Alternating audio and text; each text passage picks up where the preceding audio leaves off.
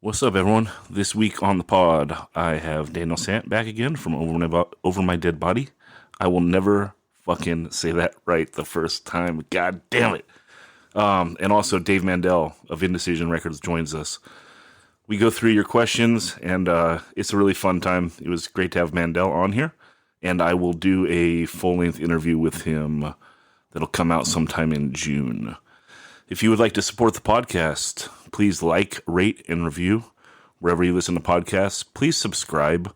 That's kind of crucial. If you listen on iTunes or the Apple podcast stuff, if you could subscribe, that would be great. If you could spread the word, that'd be awesome. And if you could leave a quick little review, that would be super awesome.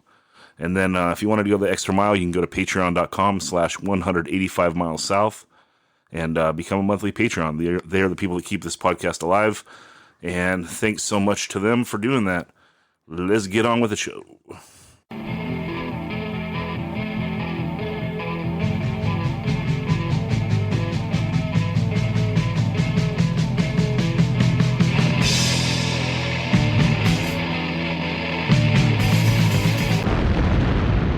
"185 Miles South", a hardcore punk rock podcast.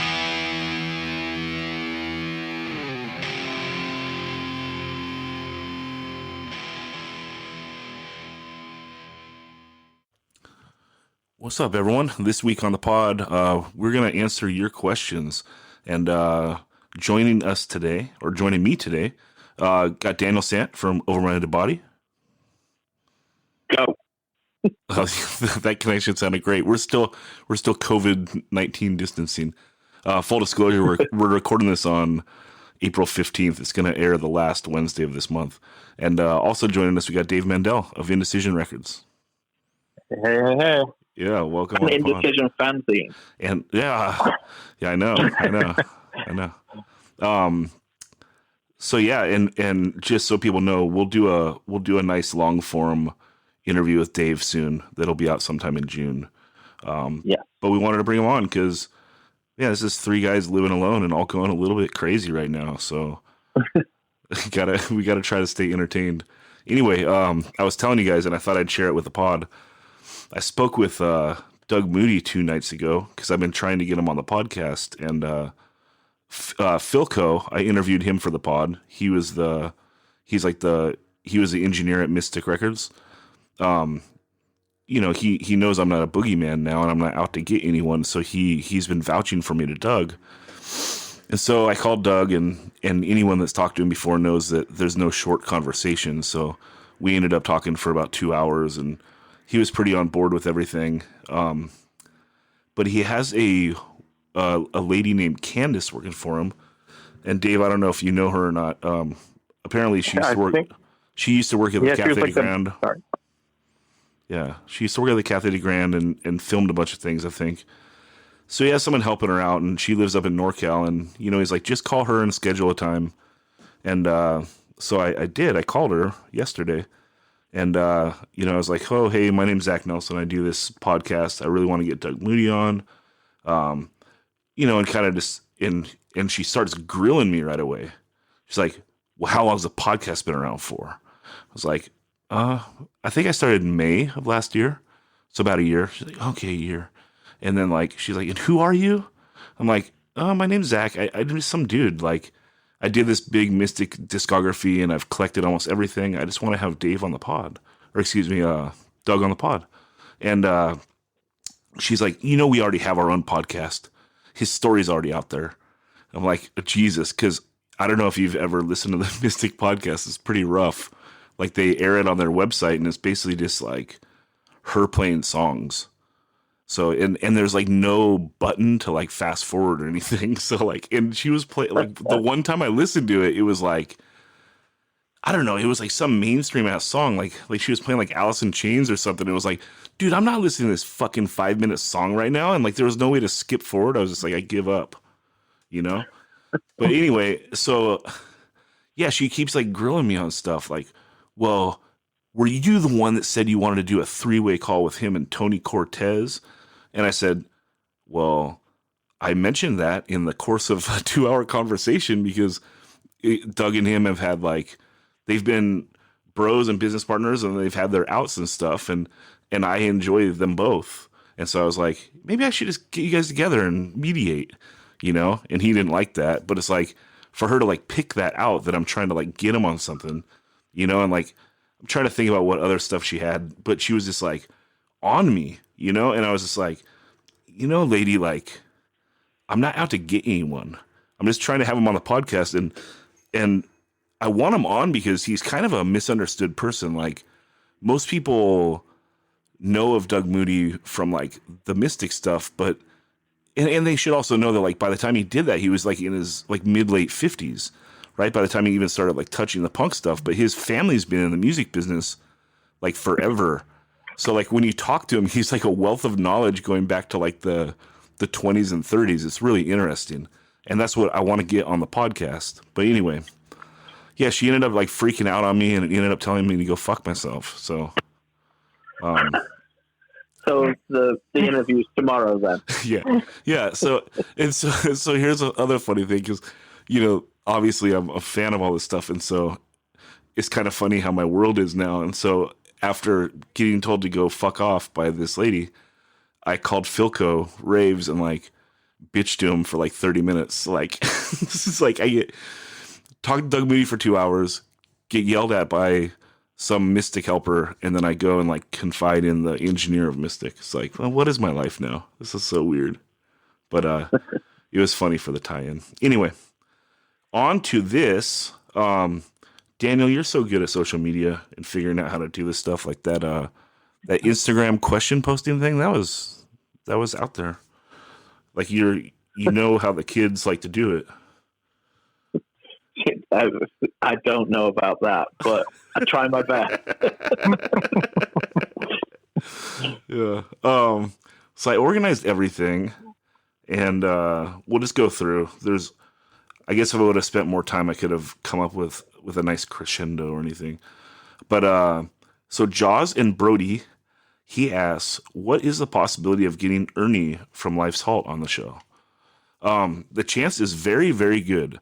I have spoken with him, and he's living in Oakland right now, and I believe he works for UPS. Daniel, do you know?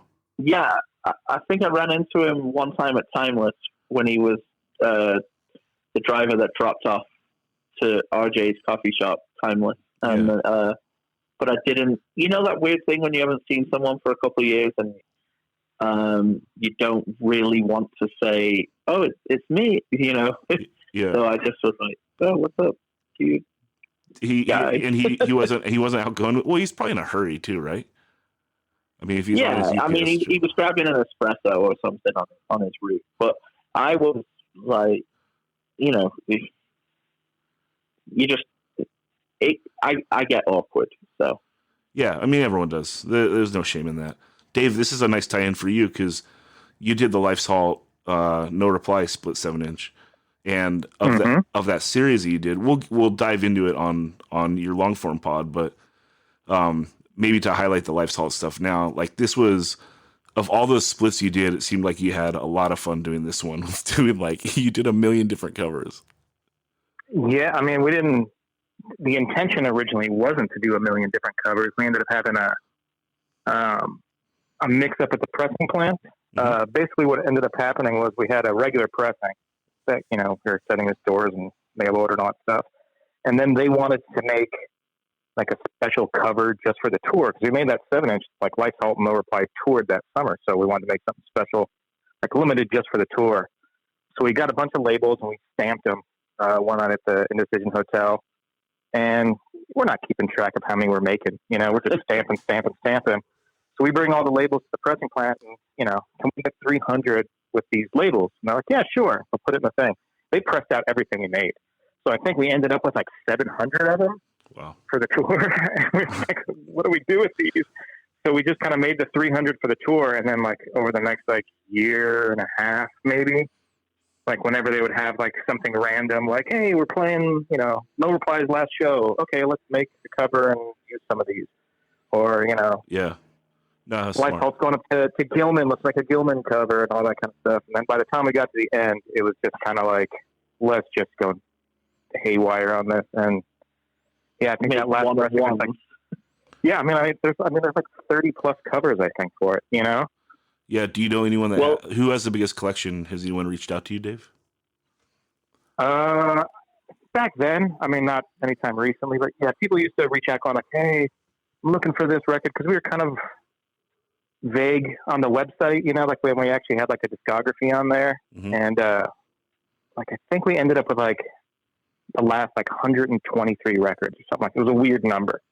So we did 100 records with like a last final cover, and then those 23 we basically made a different cover for each one. Right. And then on the website it kind of had just said like, the pressing quantity was 23. So we meant for like all of the covers, but people thought there was like 23 of each. Right. So people thought there was a possibility that nobody has them. Like I have all of them. Yeah. So if anyone ever out there tells you, like, oh, I got like the Antidote mock-up, like they don't. I'm the only one that has them. They might have the Ku Klux Klan cover though. That was one of those. That was one of those summer twirls. I have that one. Yeah, me too. I have that. But the best pressing is the group sex with Igby on it that Igby's not allowed to have. Yep, that's true. We intentionally made those for Igby to not have one. That is rude. And he asked me for one, and I had to deny him. Like the band was like, no way. And it wasn't even like it wasn't even like ill will. It was just like funny that Igby couldn't get pressing that he's on. Yes, exactly. It's a friendship diss. Exactly. Not like to actually screw him. Those guys were so funny. I remember Bedge listens to the show, and Bedge used to kind of like, I don't know, heckling used to be more of a thing. Like people would yell at bands and so forth and try to be cute. And Bedge did a lot of that. And I remember like the Life's Hawk guys, they were like, if this fool ever sings for a band, like we're going to get him. Do you remember that? they fucking got him at the PCH one time. Like when Fields of Fire was playing, it was like, they weren't even doing like creative heckles. It was like, cause Bedge was kind of like, he's a man with a message. He would talk in between the songs about what the song's about and so forth. And like, they were just heckling like, yeah, oh, yeah, what, huh? It was like over and over, like relentless. And like by the end, like it really got to him. So Life's Halt 1, Bedge 0 on that one. But Bedge is a winner. Big Bedge fan over here. Anyway, moving on. Daisy, who came with those way open-ended questions last time, Daniel, if you remember, she asked us this time, what are hardcore kids like in other countries? Any interesting differences? Well, so let me say just real quick. I'm gonna have to pass this one to you guys mostly because, well, Dave, have you gone? Did you ever go Europe tour? No, I didn't do a European tour. Like I was supposed to go, and I basically bailed like last minute. Yeah, so I know I've outside of like hearing stories about experimental moshing, I know nothing about European hardcore. Well, I know the guy Dave has fielded a million different emails from all over the world, though. Yeah, Dave, tell us about the Euro emails. No, did the guy with the Earth Crisis on his face ever email Indecision Records? He might have. Was he European? Yeah, he's from Switzerland, I think. Oh. No, I mean, he may have. I have no idea. I mean, we never discussed his facial tattoos, if that's what we're talking about. I assume his name is Geert. Don't you think he leads with that in all his emails? Like, hey, it's Gertz. You know, the guy with the Earth Crisis tattoo on my face? Anyway, can I get the limited throwdown press? It says you're sold out. I would have definitely taken notice if that was how I was into it, for sure. Well, he definitely has to be taken care of. Like, he's VIP. Yeah, I would dig into my personal collection for him and for the guy in the famous photo, like next to him, like the normal guy in the sweater. I don't know that. You don't know that photo? No, it's Earth Crisis. The other face guy doesn't attract attention. That's the funny thing about it is it's probably like his normal ass brother, and he's just like in a Christmas sweater, and they're like doing like a standing next to each other, like holding each other's shoulders. But yeah. Anyway, Daniel, I think you're gonna have to take this. What are hardcore kids like in other countries? Well, before we get there, didn't Dave, one of the Indecision bands or something run into Earth Crisis Cheeks on tour, and like they all ran to him to take pictures with him instead of like someone coming up to the band and wanting to take pictures with the band? I don't remember that specifically, but I definitely sounds like a story that probably happened. It might have been Terror. It might have been Terror, actually, now that I think about it. Okay. But either way, you walk into a venue and Earth Crisis Cheeks is there, you're like, oh, yeah. Yeah, I mean, he's Anyway, he's like an early internet sensation. It's like getting to meet Grumpy Cat. Yeah. You know? Or going outside of a show and saying "Rick to Life on a Horse," you know? Oh, I know. Without Rick Life and the Horse, man. That would be apex. In the parking lot, that'd be amazing. Yes. When Over My Dead Body played Baltimore once, Rick to Life was at the show, and you know, kind of mainly to piss off the rest of the members of my band, I said, "This next song goes out to Rick to Life." And as I say it, I see him walking out the door, and he just does a peace sign and keeps on going. Man. But European hardcore kids, like on the main continent of Europe, like are very politically driven. A lot of them. So when you go play a show there, you've got a lot of people wanting to ask you really politically driven questions, or especially if you're being interviewed for a zine. There's issues are on the forefront of a lot of European hardcore kids, which I think is pretty awesome. We should say that this is as of like 2003, right? So Yeah, things may have changed in the last 17 years. Yeah. Although I've been to shows in the UK more often than 17 years ago, but yeah. UK hardcore kids are kind of similar to what goes on in the American hardcore scene. The one thing that's interesting about in 03-ish era of being in the UK hardcore, it was like everyone had neck and hand tattoos and then nothing on their arms or chests and stuff, which just struck me as being weird, you know, like just going for the most extreme look quickly. Yeah. You know, but how about happens everywhere. Personality-wise, other than being political, super nice and super passionate into the music, correct? Yes, and very very community-oriented scenes, and really, really good. Like here's one thing that is very different about touring in Europe compared to touring in America, is when you are usually playing at a venue, they have somewhere in the venue has usually a back room with beds and stuff, so you can stay there, and they will feed you that night and take care of you. Whereas when you tour in America, it's usually, you know, someone in that city that you go stay with and hang out with, and it's a lot different. It's almost like built into the European roadmap of all the different venues that there's somewhere to stay and somewhere to be taken care of at each place.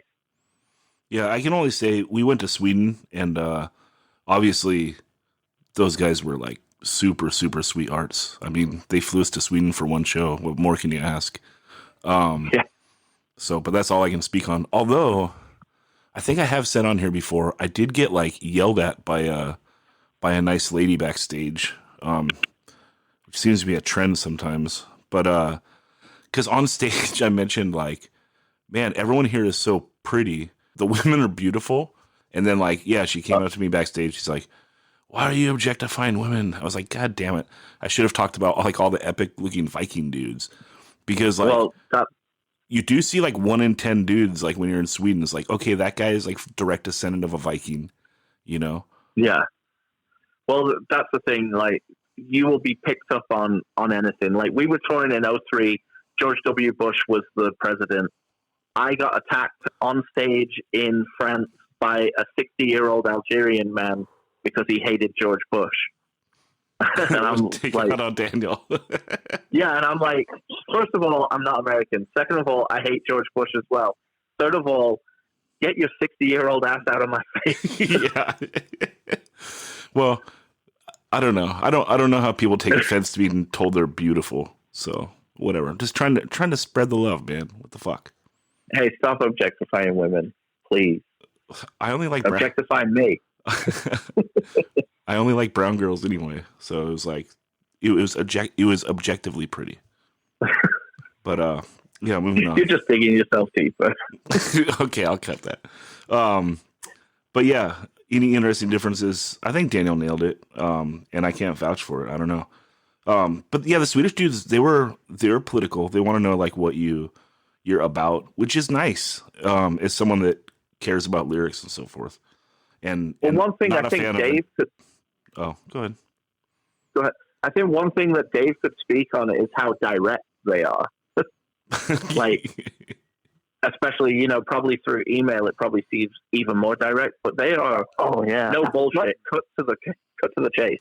Oh, yeah. I mean, there's times you get an email and you're just like, is this person just angry with me? Like, we haven't even conversed yet. But yeah, they're just direct and to the point, which I can appreciate, Yeah. But yeah, I that is definitely a characteristic that I can vouch for sure. I appreciate that, especially in emails. It's an email, dude. There's no time for niceties. Come on. Okay. 805 Oxnemi. He's going to appear here a bunch, but here was his first question. Did you watch What's Up Rockers? And this is a follow-up to the Greg and Daniel Best Punk Movies podcast, Best Punk Movies podcast. Daniel, did you get around to watching it? I've commented on that pod that I've already watched it. It's a Larry Clark film, but talking about that. It was you that needed to watch it. Yeah, Dave, have you seen that movie? What's Up Rockers? I have. Yeah. I mean, it was quite a while ago, so I don't have like a fresh recollection of it, but yeah, I saw it. Okay. 805 Oxnemi, you're in luck because I did just watch it. And here's what I thought. I enjoy the overall feel of the movie, but I loved the movie Kids. That came out like at just the right time for me. Like I was like the same age, and I had a lot of people in my friend group that were like very similar to that. And so like, and I like that type of movie where it's, you're wandering. I like when people go places. And so I enjoyed that aspect of What's Up Rockers a lot. The part that I thought that hurt the movie was when they tried to do like some kind of cartoony stuff. Like there was the older lady that was like seducing one of the dudes like in the bathtub, and then like when she died, they made it like over dramatic, like it was like supposed to get a laugh out of you. And I thought that was like really juxtaposed poorly with like the way that the rest of the movie was. Like it could have just had like kind of like a darker feel, and that like shook you out of it a bit. But overall, I did enjoy the movie. Okay, Danny the Alchemist. This is a nice broad question that I appreciate. The first punk band you ever listened to, Daniel? That would be the Sex Pistols. My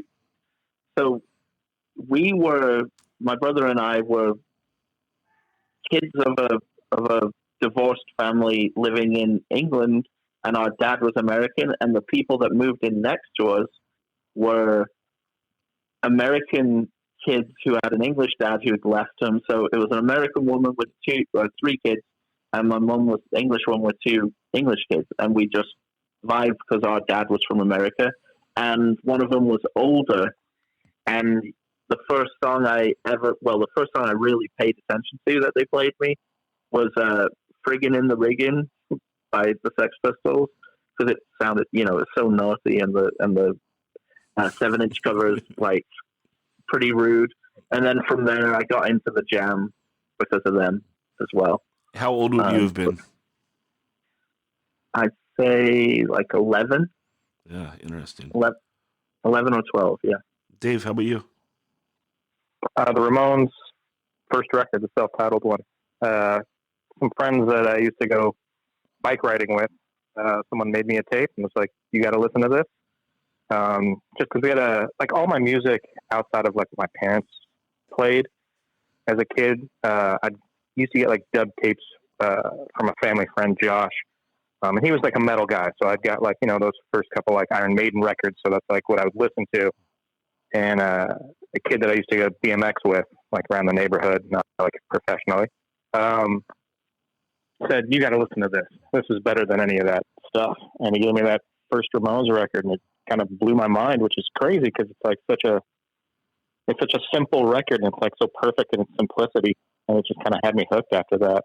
Yeah. And that was kind of like all my like early punk exposure was from people making me tapes. I didn't really have a way to I wasn't going to like record stores, and there was no internet to look up. There was no Bandcamp to check out bands. So, that was the first record for me. It was a life changer.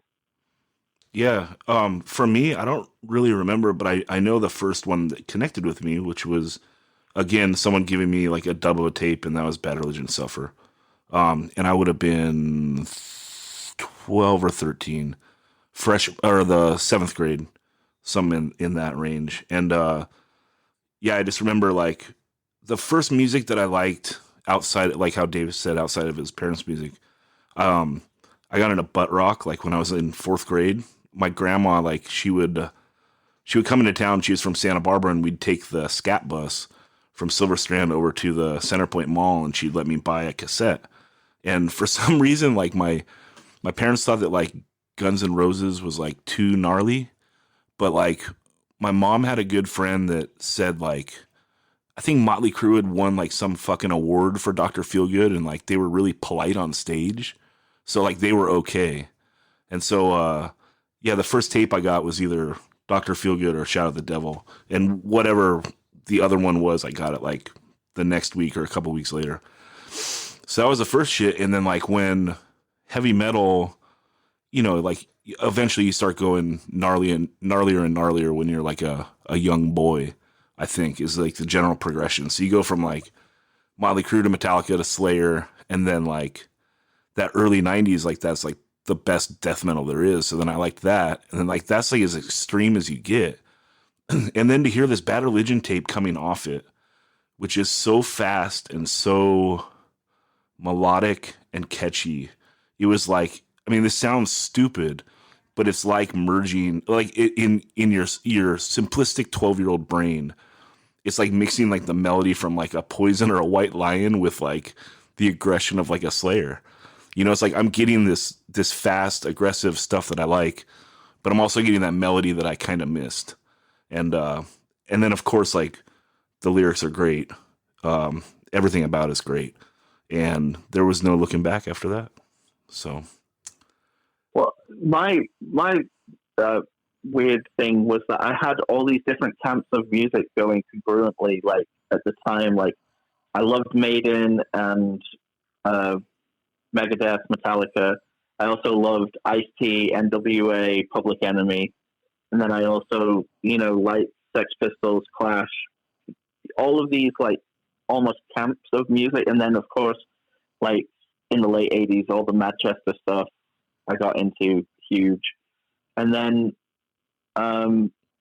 what's really weird is that the story of Dave saying that the dub tape thing is like my American introduction when I first like started palling up with people when I would visit my dad. A skateboarder gave me a tape that Minor Threat was on one side and Fugazi 13 songs, or at least the Fugazi EPs and stuff, were on the other side. And yeah, that there was no looking back from that, because then that changed everything, because it was so much more urgent, so much more real, so much, same thing. It was like all the bullshit was washed away, and oh my God, that's the stuff I need to be into. Yeah. Okay, moving on to The Real Jason Rules. He helped us out last time as well. And he actually, talking about film and shows and talking about Rick to Life, he filmed when 25 to Life played JP's Barn in Ojai with my old band Voice of Defiance, and you can find it on YouTube. So if you're interested about 25 to Life playing in a small barn in Ojai, look up The Real Jason Rules. I think that might be his YouTube name as well. He has a bunch of videos posted. But he asks, Who would win in a fight, Robert Smith or Morrissey? Daniel, this is the closest to your heart. Although, Dave, you did work in MMA for over a decade. Still do. Robert Smith would Morrissey would run off. Robert Smith would beat him up. Well, even if Morrissey started getting the better of Robert Smith, we don't like white nationalists on this show, so we'd all jump in, right? Okay, we'll leave it at that. All right, we'll see. Barachula says, what have you learned about yourself during this age of quarantine, and are you surprised by it? Dave, why don't you take that? What have I learned about myself? I guess I don't know if I'd say it's a new lesson for me, but the quarantine really hasn't been that bad for me. I think it's kind of made me realize that my life is incredibly boring. Like I don't really need that much stimuli. Obviously the inconvenience of not being able to go anywhere and that sort of stuff is starting to take its toll now. But what have I learned from myself? Just that I think I have an incredible tolerance to do nothing.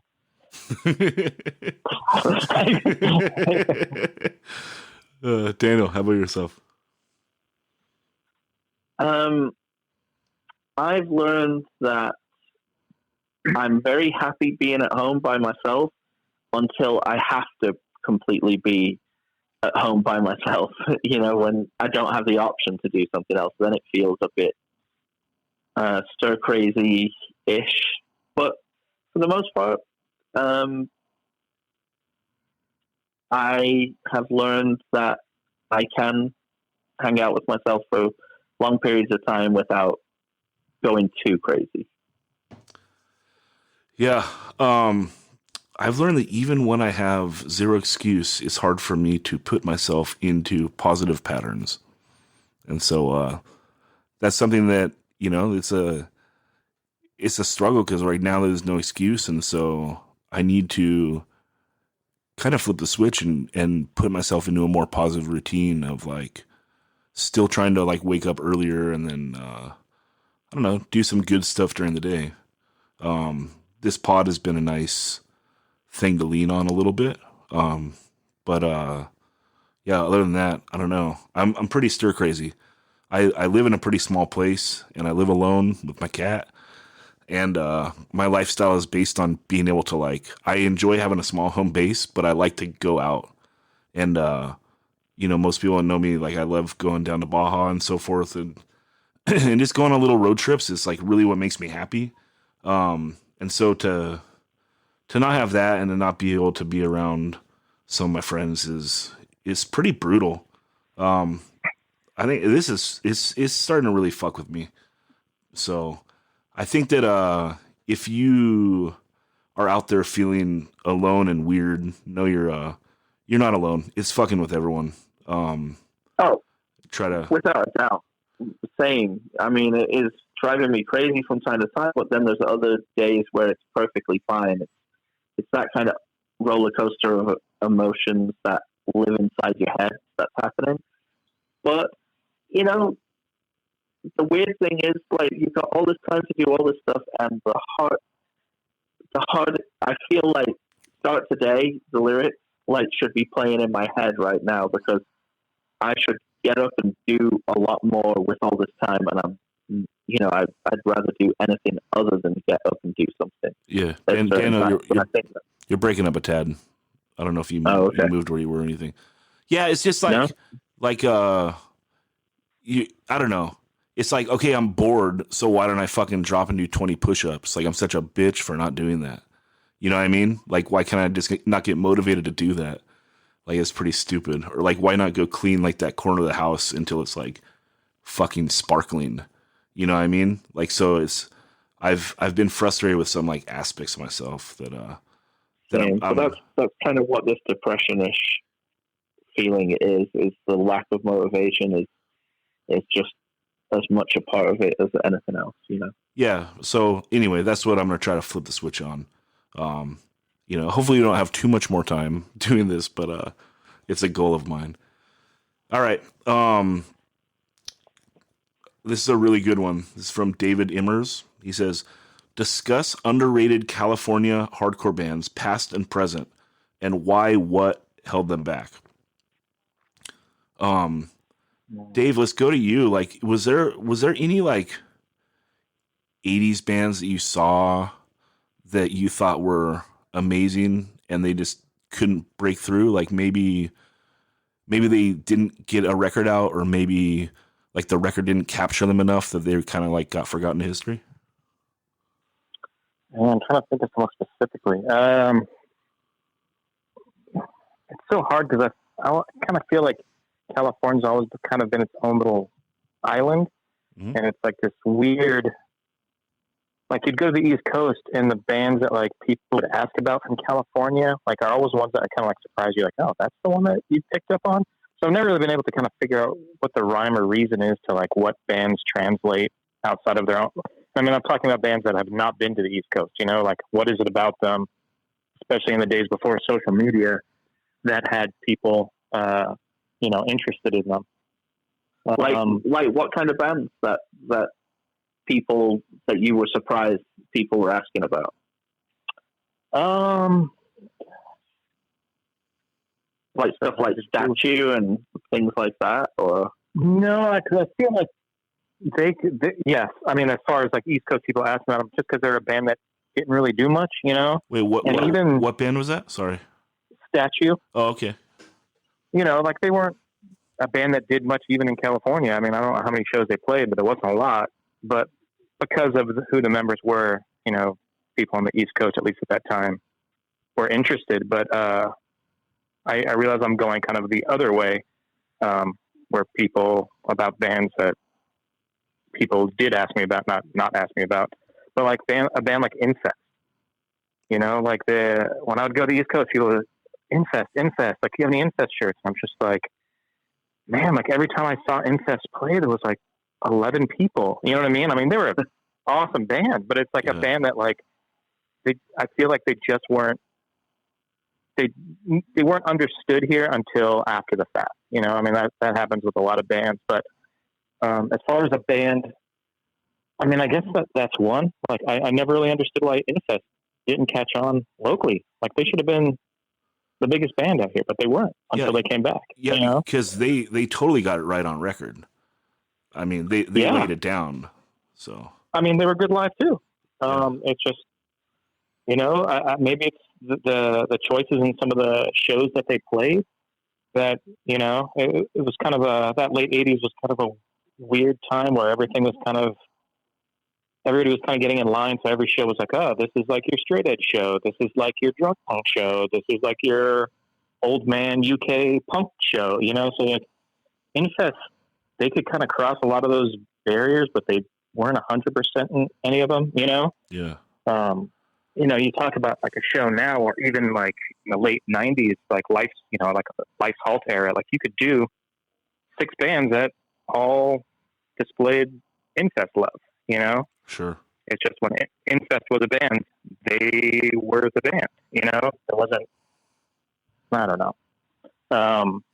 But yeah, I feel like Incest at the time, they didn't nearly get the love they should have. They were such a good band. Yeah. They really didn't get that appreciation until after the fact, until younger bands went back and listened to those records and kind of emulated them. And then after they came back in the late 2010s, whenever they came back, they actually got their due. But yeah, it was surprising that it wasn't like that, you know, the end of the 80s and beginning of the 90s. Yeah, one band that kind of stands out to me like that, because Rob was talking about how much he thought, like when he saw Carrie Nation, that they were so awesome compared to, he didn't think that like when No for an Answer came out, they were as good. And Carrie Nation kind of seems to be brushed away in like the annals of history. Like that's still like a $5 7-inch. Yeah. And I think it's really good. So for 80s, Daniel, you got any other 80s? And then we'll move on to closer times. They're very, very appreciated, but I don't think they're appreciated enough to the point of how amazing that record is. It's Screaming for Change, Uniform Choice. Yeah, but they got it. I think they got it. that should be a top 5 on everyone's list. Agreed. In the 90s, any bands that you guys think that didn't break through that should have? Selfishly, I would say Amenity, like in late 80s, early 90s, like didn't, go full nationwide like popularity either, and they're a very good band. Yeah, I'm trying to think of when the last 7-inch is, because they spread the line. Like I think that the first 7-inch is like the really kind of sloppy straight edge hardcore it might even be 87. Mm-hmm. Yeah, and then like their last show was in 90. Yeah, okay, but still, point taken, Daniel. Yeah, they could have been really something, and then also like the House of Suffering band right after, like that first 7-inch with like the couple songs on it is really awesome. Like that, I forget the hook, but it's like the riff is like the hook. It's so.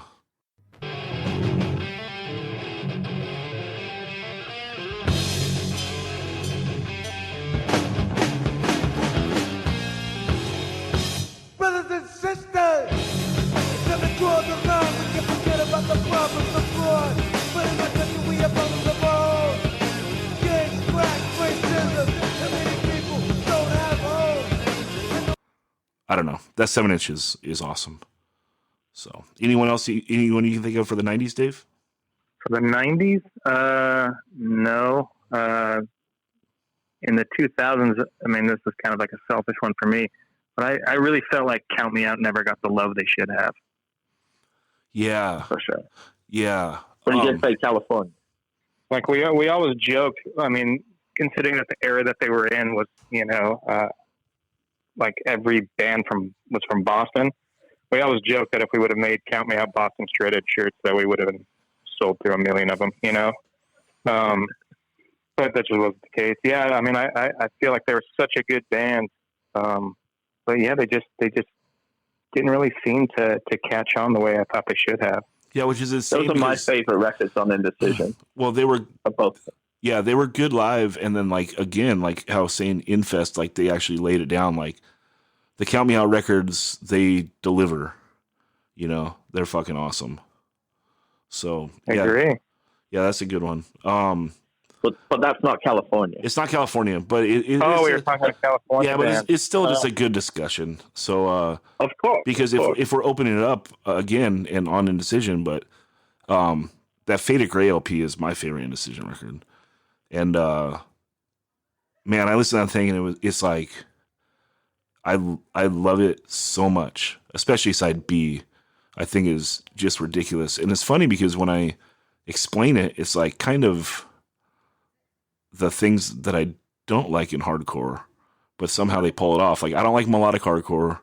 I don't like when a guy has like a super monotone voice, but like, I don't know. It's like maybe it's just like the sincerity, like just oozes out of that record that it I don't know. Or they just do all these pieces that other bands, they go too hard on or something. Like maybe they just found like the right formula of it and it works for me, but you go a little bit over those lines and I don't like it. But whatever, that LP to me is just perfect. Do you think you'd feel the same way had they been a band that you had never actually seen? Yes, I think so, because I don't think that they were a mind blowing like live band or anything. Do you? I would. No, but I think that when you talk about like you could just the sincerity bleeds from that record. Like I think anyone who's ever met Lance, that becomes apparent right away. Knowing Lance definitely helps, but I think that might just be one of those things where you're reassured by it, and not disappointed. Because how many people do you meet and you're like, ugh, like that's your record's a bummer. Yeah. But yeah, I don't know, and I don't even know how many times I saw him. I don't think I saw him more than 5 times. So, and maybe Dave, did they ever tour? They did. They did do one summer tour. They went out to the East Coast and came back, and it was right at their end. They might have even broken up when they got back, and then basically played some last shows. Okay. They did a mini tour with Count Me Out and Death by Stereo. On the West Coast, yeah, they did that too. Yeah. But they definitely did go out to the East Coast and come back. Yeah. So that would be. Yeah, I think of a non-California, but I would think that. if we're going on California, the band that seems like it should. I never saw them. Now you're breaking up really bad. Oh, Jesus Christ! I know. So This take phone all, thing. I have these phones. Can you hear me? No. COVID's terrible, dude. It's terrible. You cannot hear me? Nah, it's terrible. Daniel, go ahead. Okay, well, an 80s band, if we're going outside of California, that seems like they should have got a lot more because of the quality of the record is Beyond. Oh, yeah. That's an LP that doesn't, is not mentioned in one of the greats for a lot of people, but I think it's a really great record. It could have been a little bit of circumstance for that band as well. I mean, that record was supposed to come on Schism, had it come out on Schism. Jesus. Yeah. I think they would have been a pretty hyped band, Yeah. Definitely. Yeah. It finally landed on Rev in the last few years, so anyone out there that doesn't have the Beyond record can find it pretty easily now. And then, I'm not trying to gas you up, but a band in the 2000s that deserved way more eyes and ears on them is In Control. Yeah. Well, I'll brush this off in 20 seconds. I don't. No, let me finish my thought about In Control. In Control were one of the best live hardcore bands I've ever seen, and were no bullshit, like there for a good time, and also to play crushing hardcore, and only pockets in California at the time appreciated them to the level that they should have been. And I really think that I'm glad, at least post In Control's career or lifespan, that they are now appreciated to the level that they should have been. Well, thank you very much. California 1990s. I think that the Hoods were a great band, especially that Alone EP and then that first Victory record. Well, I know you're also going to say Powerhouse too. Yeah, and actually, if we're opening it up from California, I think that both Powerhouses are like awesome and underrated. Like that one that did the New Age 7-inch. I think that's like the closest like a band sounds to like Side by Side. It's so good and so catchy. That Death of the Salesman. I can't even find it online. You can find like 2 songs on YouTube. Otherwise, I'd share it with a bunch of people, and I don't know how to rip records. I have the 7-inch. But yeah, and then the 90s Powerhouse. I just wish that the first CD came out on LP. I think that there's a lot of CDs from the 90s that kind of lost to history because, vinyl's always around. And CDs not so much. Like, if you find a record for cheap, like, holy shit, like here's a $2 record, you're like, score. And then if you see like a $2 CD, you're like, this is trash. Like there must be something wrong with it. Here's a coaster. Yeah, I know, right? True. Right? So like a lot of that stuff went when it's like, man, that LP, it sounds like nothing else. Like it is so rad. And the artwork is cool. And those guys were really nice and awesome. And they're like all still around, R.I.P. Ernie, of course. But, Chris is still put on shows. Eddie's still around. And they kind of had like rotating drummers. They're about to do some stuff again. I think that they're gearing up to do some stuff, but COVID got us all, So, yeah. But not even COVID can hold back Powerhouse. But we'll see. But yeah, in the 2000s, there's not like too many people I can think of that should have been bigger. Can you guys?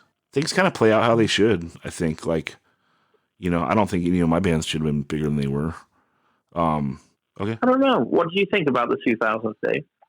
In California? Yeah. Who are we talking? Who's 2000s California? Well, this is a time that like most of the bands like actually did start to get pretty good recognition. Like you have the Terrors and the, and Piece by Piece and Internal Affairs. Like these bands did well for themselves in the the Donnybrooks. Yeah, I think that all those bands did really well for themselves. So I don't know. I don't think that they were overlooked. I think that that's those mid 2000s is actually a time where California, like, I don't know, like the good bands, they got the recognition they needed. I mean, I think the scene was pretty strong at that time for California bands too. You know, I don't know I don't really have a perspective on how they were taken, you know, outside of the state, but I mean, me seeing all those bands, like, those are all good shows, you know? I mean, I don't feel like I saw a lot of those bands play to 6 people, you know? No. Like, yeah, like by the 2000s, like the shows were good with like good California bands where, like, I don't know, I'm trying to think of what year that would have been, like the Chain Reaction, where it was like a pretty star-studded lineup. It was like Carry On, Kill Your Idols, and E-Town Concrete. And there was like 40 people, you know? Like a show like that wouldn't happen in like the mid 2000s. There would still be like a couple hundred people would show up, you know? Yeah. Like to have like 3 bands, like that's like 3 different genres, kind of. Kill Your Idols and Carry On, kind of close, but like they could also kind of play in 2 different scenes also. So to have like 3 named bands of these different genres and to have like a show like that in like a hardcore mecca draw so few people, I don't know, it's kind of mind blowing. Anyway, a band that was never big outside of San Diego that deserved a lot more eyes and ears was Swindle, in my opinion. Yeah, but I mean, okay, but when we talk about the, I don't ever want to tell the story again, but like the White Warrior story, you know what I mean? Like, yeah. If there was over 200 kids there that night and Swindle was headlining, so they were doing great. Yeah, that's what I'm saying, outside of San Diego. Oh, okay. Like, I wish they got a lot more props, but... Did they tour? Yeah, a couple times, but you know, they were not on labels that set themselves up. They weren't inside the hardcore, like, way that it's much easier to tour scene to scene. Right. They were like in a different Cinema Beer Goggles world. Get beer! Get beer! Yeah, they were. I mean, maybe that's what they needed. They needed to get on Cinema Beer Tay Part 3. Yep. But, okay. Daniel, you're probably going to have to field this one. Let's see. Favorite late 90s, early 2000s San Diego bro punk band. In parentheses, Pivot, The Classified, Agent 51, etc. Besides Swindle, I don't remember these bands playing any hardcore shows and vice versa. Was there beef or just a case of 2 different worlds? And that's from X Dennis Lou X. I don't think there was beef. I just think some of those bands would play either Soma, which a lot of the hardcore bands refused to do, or Canes, which a lot of the hardcore bands refused to do, or they would play bars, which a lot of the hardcore bands refused to do. So that's why there was difference. But Agent 51, I really liked a lot. And then, of course, I have a soft spot for Blink. I had the Pivot CD. Like, I think, I can't remember what show it was. They played Ventura Theater with, maybe it was like opening for Unwritten Law or something, and without a doubt, it was probably that. Yeah, and then that surfer Rob Machado used to play in a band, but he was like the 3rd guitarist. Like, just whenever he's not on the pro tour, he like plays in a band. Yeah.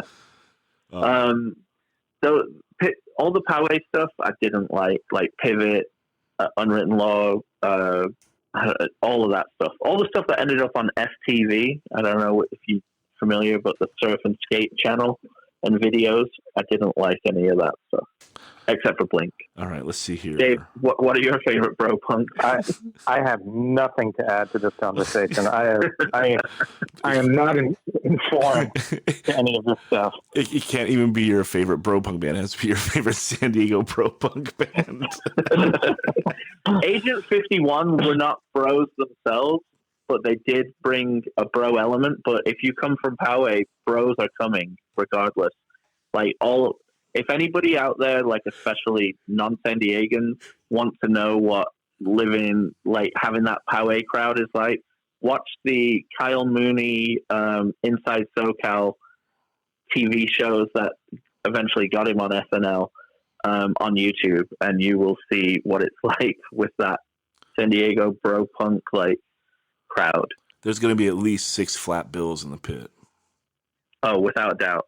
Yeah. Do you know what was weird? My very first show at the old Soma. Do you remember the old Soma days?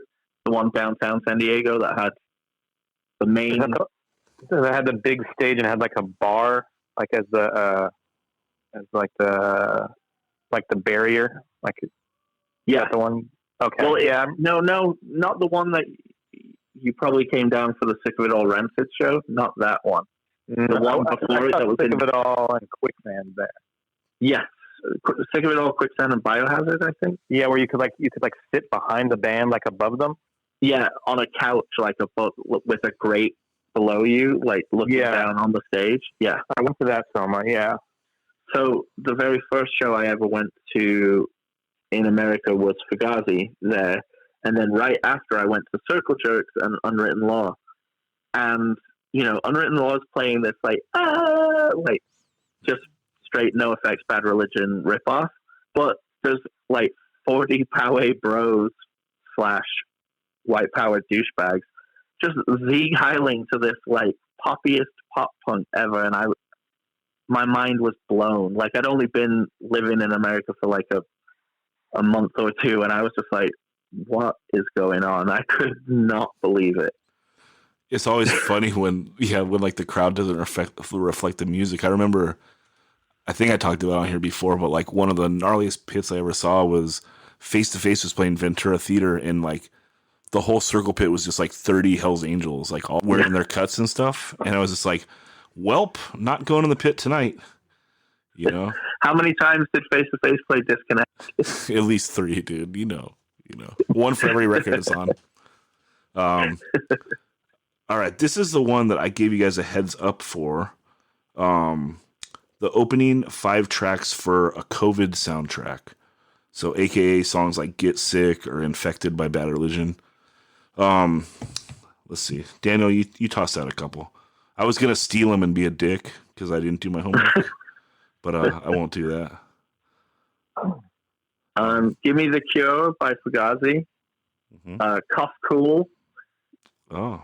Cuff Cool, of course, Keep Your Distance by Terror, which Dave just sunned me by saying that it's all, that there's a Rest in Pieces song called that. Backfire, just because you're the disease and we're the cure. And let me see if I can think of a 5th off the top of my head. Yeah, you're the disease and we're the cure. I mean, like, dude, one of the most iconic hardcore lines ever. Yeah. Very, very COVID time. That's good. And, Over My Dead Body, The Real Cancer. I was just trying to think of six songs while I'm stuck on the thing, so there you go. Yeah, Throwdown wins, right? Get sick, motherfuckers. On this one. Yeah, that was actually one that I was thinking as well. Daniel beat me to that one. Yeah. Do you have any others, Dave? Let's see. Dead Kennedy's Government Flu. Yes. Yeah, if you want to go get a little conspiracy on this one. Oh. Yeah, I was kind of feeling the conspiracies. Like when it's kind of hard to research like stuff like that because you're like trying to first think of a band, a particular song, and then like what were the lyrics, and they're never usually about what I think they're about. Right. I think I've just had a history of like filling in the blanks on lyrics. So I found a lot of mostly end of the world kind of stuff, but not necessarily a viral disease. If we're going outside of the hardcore genre, go ahead.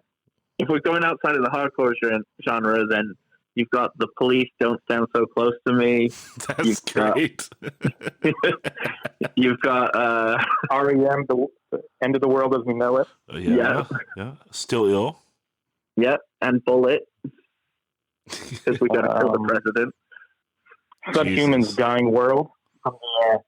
Yes. Day the Country Died record. Yep. Actually, here's one. Uh-huh. The Exploited Dead Cities. Oh, That's what it looks like outside. Yeah. Negative Approach, I'll Survive. Yes. And if we're talking about what we have to do today, Negative Approach, nothing. Yeah.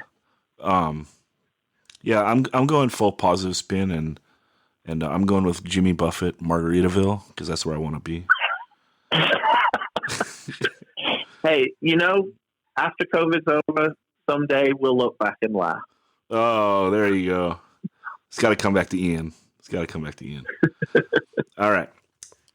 Josh Cole, this is the other one that I said we got to do a little preparing for. Joshua Cole asks, what is your current audio setup? What turntable would you recommend? So I wrote down mine. I have an Audio-Technica AT/LP/120, and it goes through Klipsch speakers. Yeah, and this was a fun upgrade for me. Like I just had like a $100 like Sony record player, which I always thought was great and is great. It was a totally functional record player, but making the jump to that like $300 level, it really is like sonically a jump. Like if you have the money or you want to make that investment, it's like one that you actually like, you can tell, like some TVs, like you look at them, it's like, what's the difference between this like $1,000 TV and this $1,300 TV? Like I can't see it, but you can tell the jump between, obviously, from going like a shitty like Crosley like all in one thing where you can't do external speakers, to bouncing to like a like $100 range record player, and then going to like that 300. It was a really good decision, in my opinion.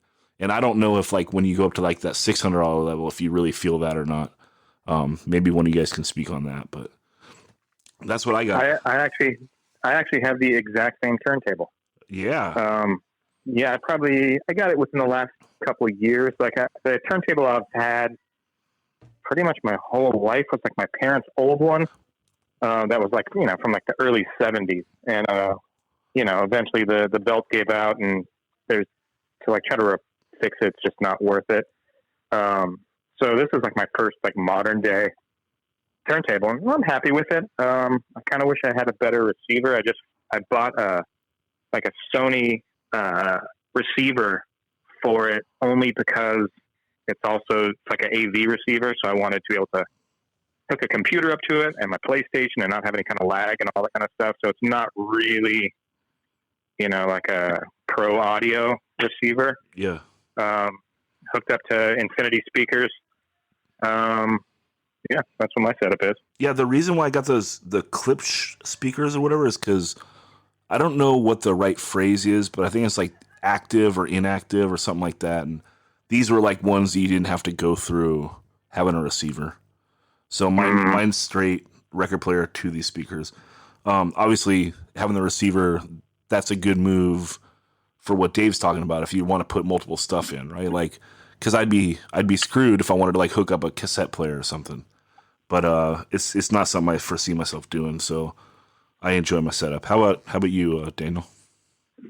Well, I did a lot of research when I moved to the Bay, because I was trying to get a really nice. I have two Techniques 1200s as my record players, and they're both, they're fantastic. Direct drive, like turntables, are really good. But a lot of the way people will get the best sound is on the cartridge and the needle. Like if you spend a lot of money on the cartridge and the needle, you'll get like fantastic sound. But what I did when I did the research is a lot of audiophile sites and stuff will say, unless you're going to spend up to like $10,000, you can do the same stuff around like 200, 300 for your speakers. Like, so I've got these Pioneer bookshelf speakers. They were recommended as the best deal, and I think they were about $180 on Amazon. And there's a topping TP22 little receiver. It literally is just a little bit bigger than my hand, and because these things are, and it was like $49. The articles that I read said the things that are being made specifically just to boost the signal and be louder like that, like an amp. It's the best thing to do for a record player unless you're going to spend, do real audiophile stuff, which is out of my price range at the moment. So, I mean, my setup sounds really, really fantastic, and it wasn't that much, except for the turntables are very expensive, but I've had them a long time. Is the 1200 a step up from the 120? Yeah, the 1200 is like when you see like I don't know, DJ Newmark or someone like that DJing, like the Technique 1200s are usually what they're using. They're usually what you'll find at any venue that you go to DJ at would be a Technique 1200. And is that? Did you get them? Sorry, go ahead. Did you get them specifically for work? To DJ? No. They were actually when I moved from one place in San Diego and I was moving in with a girlfriend. Like, it was my Christmas present with these two turntables, so it was super awesome gift, and I've had them over like 12 years now. Yeah, and cool. they're perfect. But yeah, so if anybody really wants to boost their sound, if they have a decent direct drive turntable, and then they can spend all the money on the cartridge and the needle, and then that will really boost the quality. Yeah, my old setup, just the Sony would go through my TV's surround sound, and that was like totally fine. But this was a nice jump for me and a treat for myself. The speakers, I believe, were in the $300 range for two. Yeah, it all depends on what kind of music you're listening to primarily. Also, like if you're listening to a lot of punk and hardcore, I don't think you need to go insane on the things. But if you're listening to, I don't know, classical, of course, like you're gonna go deeper on the audiophile type stuff. Cool. Favorite record stores, and then also favorite older record stores that are closed now. Let's start with that one. Let's start with our favorite old record stores that aren't around anymore. I think we can all say Zed's, right? Oh yeah. Zed's was one of my favorites. That was definitely, not just like the record store itself was good, but they always had people that worked there that were like really, really kind of in the know. They were all like scene people that worked there. Big Frank, Caton, Igby, Josh Stanton, all those people. Joe Nelson even at one time worked there. But yeah, that was a crucial place. Yeah, I'd say Off the Record on Fifth Avenue in San Diego. That was my formative hardcore place to go and get vibed by Fritz and get turned on to things by Rob before I even knew him.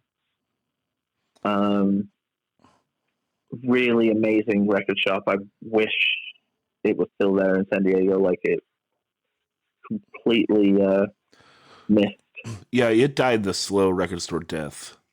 Because when it moved and it wasn't the same, and then I would go in there sometimes and look for an hour and not come up with anything, and then I think it's just gone now, right? Yeah. Yeah. They were amazing at bringing in imports too for all the stuff that I loved that was outside of hardcore that I couldn't, that was English only releases. Like Off the Record would have all of it. Yeah, San Diego still has a lot of good record stores though. So you got Reanimated, which is out in La Mesa, and he has a nice curation of lots of things, like your normal rock and roll records, but then he has punk and hardcore and metal. And then he also has like lots of horror movie shirts and toys and a shit ton of 7-inches. Cool store. He pays good too, so he's always getting really good used turnover in there. Yeah, he's who I sell my records to when I'm lazy. Yeah. So if you want to get my old shit. And then Record City in Hillcrest, still good. They're pretty active of mine, so go in and look at the new arrivals. It's pretty good. I love Folk Arts, and that's in North Park on El Cajon, right off the 805. And that guy is a super active buyer. I go, well, not now, but I go there every once or 2 weeks because his like just arrival bins it's always new, and it's like 4 boxes, so it's a lot to look through. And he curates pretty much everything. That one is not a store to go to for like punk, although he has been trying a little more in that area. But it's somewhere I go for mostly like I like a lot of international stuff and weird stuff. Red Brontosaurus does shows and has good punk stuff. Yeah, Red Brontosaurus also in North Park, and then M Theory in Mission Hills. Yep. And then next to Heartwork, so you can get a cup of coffee and then go in there to M Theory. And then you got Standards up in Vista with Colin, which is probably the best record store. He gets everything, and you're supporting a hardcore dude when you shop there. And his knowledge is fantastic. Yeah, he's not gonna make you feel like a foo. So you can go, and he has a wealth of knowledge. Yeah, that's it. Well, I mean, there's a lot. There's Normal Records, just moved from North Park to downtown. It's cool. And then you still got Lose Records popping away, which used to be my favorite record store. I mean, it used to be glorious, and now it's sad. Yeah, and you still got Spin in Carlsbad, which you can find stuff. They get those. They're the last place I know that this still gets like the import stuff, Daniel. Like, I'll find, like, weird Tom Waits booths there sometimes. But otherwise... Go ahead. Let me ask Dave a question. Dave, which was the record store that was opening when you and... it may have been Kev Finn, I'm not sure, but it was a record store that was opening, and you walked in and you went, oh, I'll take everything off the wall. That was actually Dr. Strange. Okay. In Alta Loma. Like he had his grand opening, and I used to actually order from Dr. Strange before he had the store. He used to have like this like little Xerox copy, like 5-page, stapled mail order list that he would send out once a month, and then you could just order stuff. And sometimes he had it, sometimes he didn't. By the time he ordered it, I mean, that's just the way it was back then. But yeah, me and Kevin Finn went down there for the grand opening, and we were like, one of the first handful of customers in there. And he was so excited to like have like all this, like he had made flyers that said like, lots of big rare wall, lots of Misfits, Minor Threat, all that kind of stuff. And we kind of walked in there. Kevin started looking around. I went right up to the thing and I just went, I'll take that second row. And he's like, what? And it was like all the Misfits and Minor Threat records. I was like, yeah, I'm just going to take all of them. And so you could tell that they were like stoked. They were selling stuff off the wall immediately. And, but it was like the stuff they wanted to like everyone to see.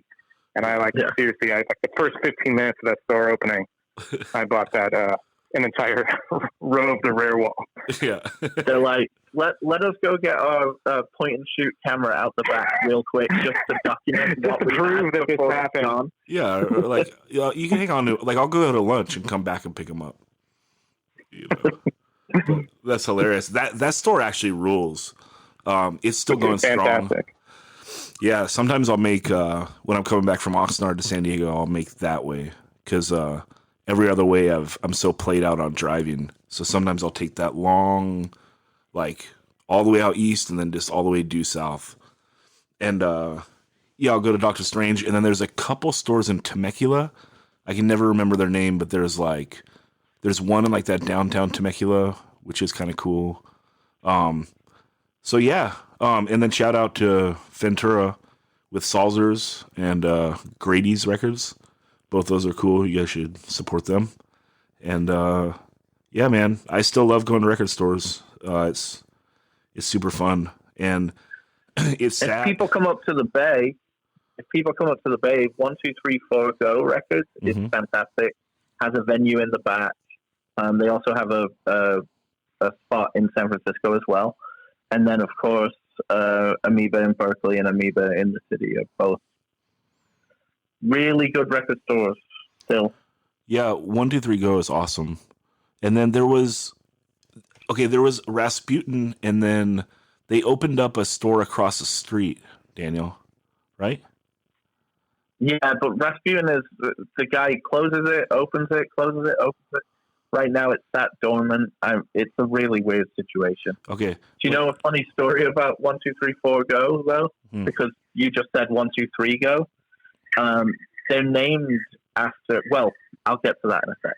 So my friend Anthony from Ceremony was playing a show there, and I think he was in the back of a car with one of the guys from Zero Boys, and their Zero Boys were playing the show as well. And he spoke to Anthony saying, like, oh, you're from the Bay, do you ever go to that record store, blah, blah, blah. And Anthony's like, yeah, but isn't it weird that it's 1234 Go, not 123 Go? And the guy's like, yeah, it's named after one of our songs called 1234 Go. It's some weird jazz time signature, apparently. He just felt really dumb, which I can relate to because I have put my foot in my mouth many times. Yeah.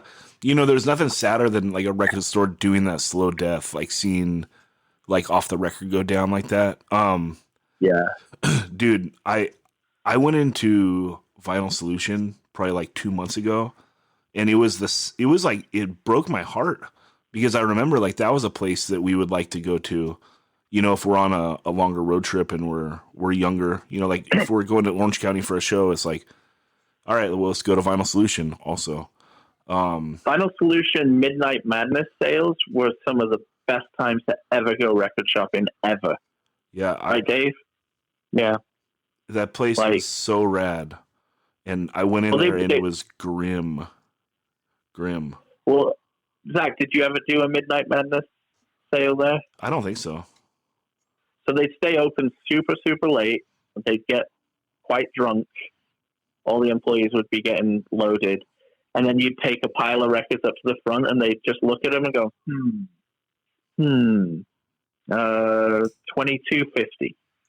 They just haggle, like not even haggle. They just come up with a crazy price on the spot, and you just be like, yeah. Yeah. And then sometimes, if you were being mouthy or shitty, they would be like, charge you more than what the pile normally would have been at regular hours. Yeah. Well, I hope they make a comeback because that was one of my favorite stores ever, and maybe I just got them like on a bad day, because that would be heartbreaking if they went out. But it felt weird being in there. Some record stores these days, you live and die on the used stuff coming through, and if you're not able to buy or you're not selling, people aren't selling to you often, like that can easily be the death of the record store. Yeah. TKO is awesome too. That one's still good. Yeah, definitely. Good label too. Yeah. Okay. So I think we did plenty on that one. Let's see here.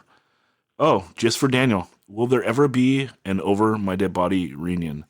And he should have said, will there ever be another Over My Dead Body reunion, correct? That's from X Tones X. I mean, we're all still straight edge and we all still get along. So you never say never. Technically, this is the 20th year of when we first started. So it might be cool, but you can't really think of anything beyond COVID right now. Dude, Over My Dead Body you shouldn't do your 20th anniversary. You should do your 21st, right? Yeah. That's Agreed. the year. That's the year. Yeah. All right. For me, special me.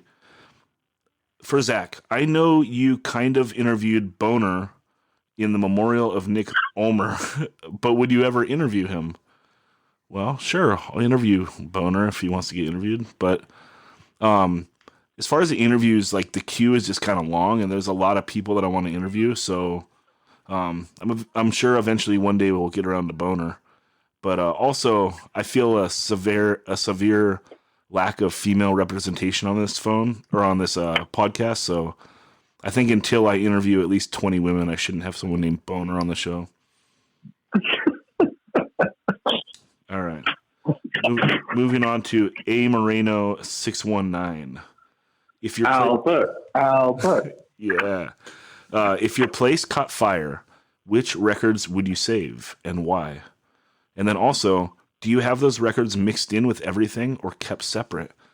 And Albert, I want to say that this was pretty mind-blowing to me. That follow-up, I was like, oh shit, light bulb. Like maybe I should have a little stash of my favorite records, like apart from everything, just in case. Because like I have my cat carrier ready to go. Like, you know, if there's an emergency, the cat is the most important thing. But then like, yeah, it should be a stack of records, you know? So good thinking there. But you guys, what do you think? Which records would you save? My Minor Threat records. Which for sure. Dave, you can dick wave a little bit, which is everything, right? Including the test presses. Yeah. It's almost kind of offensive of a collection, but yeah, I have like every pressing and a test pressing of every pressing, and including some of the pressings, multiple test pressings of. So I mean, outside of like, you know, whatever their monetary value would be, that doesn't really matter. Like that's the record I love. That's the records I collect. So yeah, I'd grab the Minor Threat stuff, and they're mixed in with all my other records. They're not in a emergency, you know, earthquake carrier or anything. Well, the way I have my records organized is I have my top 10 artists that I collect extremely hardcore, like every release. I have them separated in different parts of the collection, like in their own standalone expedites. And my other regular collection is all put together in the expedite. So I would have to run and grab some of that stuff, but I don't know what I would grab first, you know? I don't have as many Minor Threat records as I wish I did.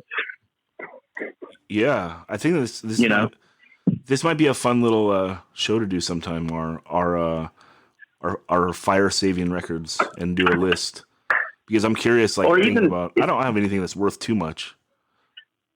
I think it's always interesting when, I mean, my record collection is worth a lot of money, not as much as Dave's, but you know, I have everything by the Smiths in multiple, you know, pressings. I have everything by Oasis, like completed, which is very, very expensive, you know. But I wouldn't be able to grab them all and run in a fire.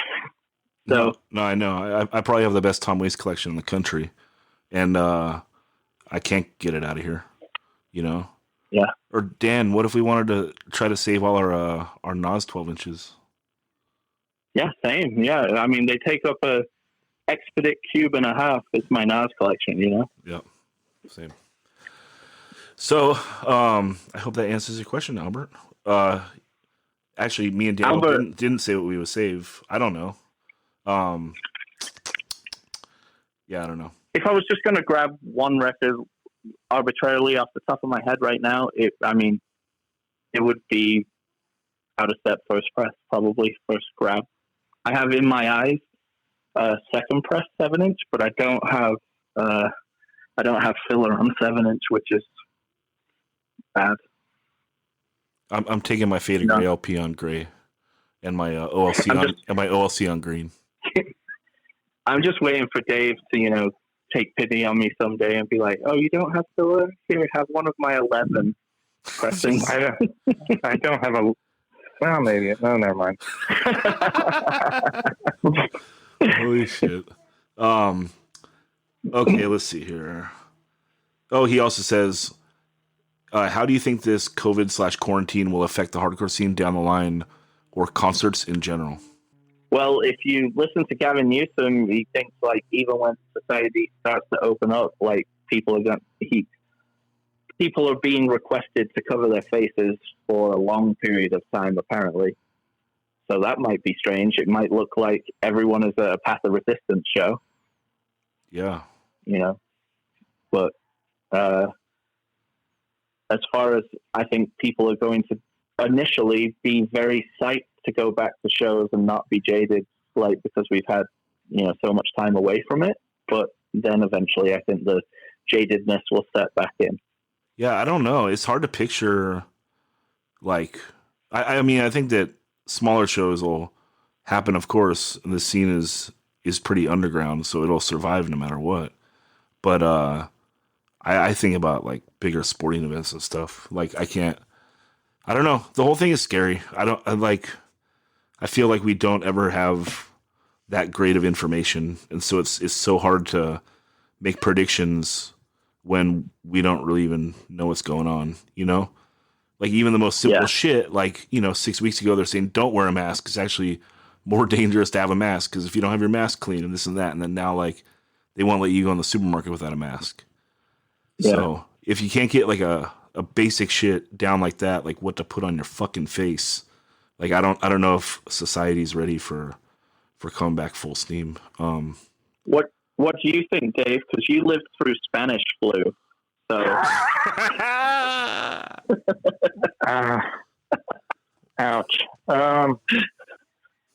Yeah, it's going to be different for a while.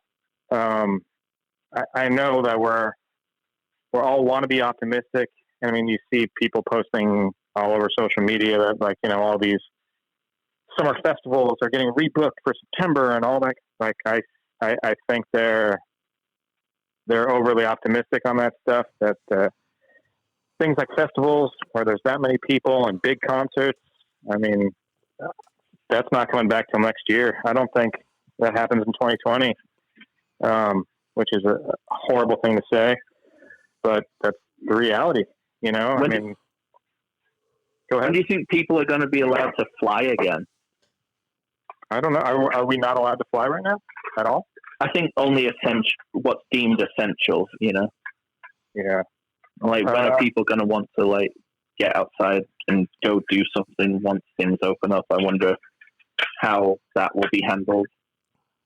Yeah, I mean, the idea of them, like, limiting how many people are on a plane and that kind of stuff just seems silly. I mean, you're on a sealed tube in the air, like you're all breathing in the same air no matter. Yeah, it's kind of crazy, and a mask ain't going to help that. So I don't know when life is going to come back to normal, but things like at least big concerts and sporting events, and we're probably looking at quite a while before those come back. And I know everyone wants to be optimistic about it, me especially. I'm out of work because of it, but I just don't. It's just not realistic. Well, the one silver lining is that Liverpool may not win the league, and then that would be fucking amazing. Yeah. I'm interested coming out of it. Like if they get like a good test where they can test you for having the antibodies, where like possibly someone could have had it and now you're like in the clear. If they think you can't get it again, like it would be interesting to see like this subset of society that is basically allowed to do stuff, right? Like let's say you get a wristband or something. Like, well, be like the X-Men. Well, I mean, because theoretically, like these people could go to concerts, right? So you have like it would be very weird to like be able to open up like this section of society, and then I wonder about like the black market, of like people like buying bootleg, like, oh, I already had COVID bracelet and shit like that, Oh, I'm sure there'll be like some type of eBay account from some hardcore kids selling wristbands for sure. Mm-hmm. Well, then there's the thing that's like, everyone buying the fake. Oh yeah, of course my dog's a animal to help me with my stress. Oh yeah. For sure. Okay. The real Jason Rules back again. If you could interview anyone music related, dead or alive, who would it be and why? And then also the same for non-music related. Music related, I don't know. I want to get Doug Moody on the podcast. That's who I want. So that's that for this. Oh, and I want Pat Dubar really bad for doing California. Are you a big Corporate Avenger fan? What's that? Is that a You joke? got to do your research. Okay. All right. Daniel, you have anyone you'd like to interview? Dead or alive? I mean, it's the most generic answer, but Ian MacKay. I would love to. I mean, I know so many people have, and there's lots of things out there, but I would love to have a conversation. Does he not do interviews? Yeah, he totally does interviews all the time. Oh, well, I'm keeping this podcast California, but maybe for your birthday we can do an Ian podcast. All right. I think he'd have a lot of insight into California. Yeah. Yeah. Like he was a big fan of California, and he's like an index for that stuff. He remembers everything. Yeah, when he came and did the Q&A thing that he did, like the tour of Q&A, and he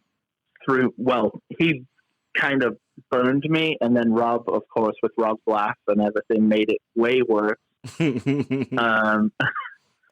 But Rob asked him a question like, what's a better outside of DC, like the best Minor Threat show, or the best actually show? And he talked about very similar to the Another State in Mind thing, where they played with 7 seconds and the guy left with the PA, much like in Another State of Mind. And both bands did a whole show with kids just singing without any like microphones.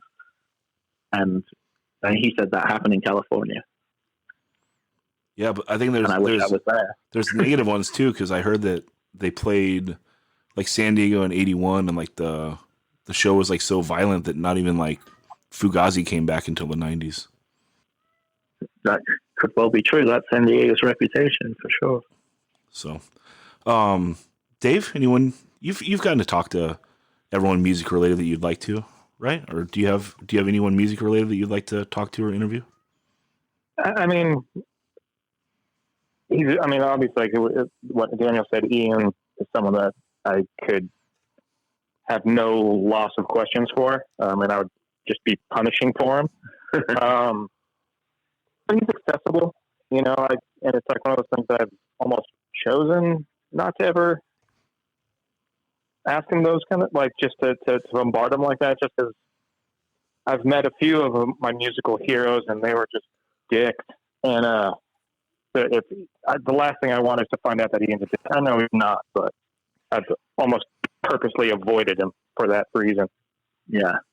Yeah, because he could not be a dick, but you could catch him on a bad day and he says something snide to you and it would hurt. Oh, and that is absolutely what would happen. Yeah.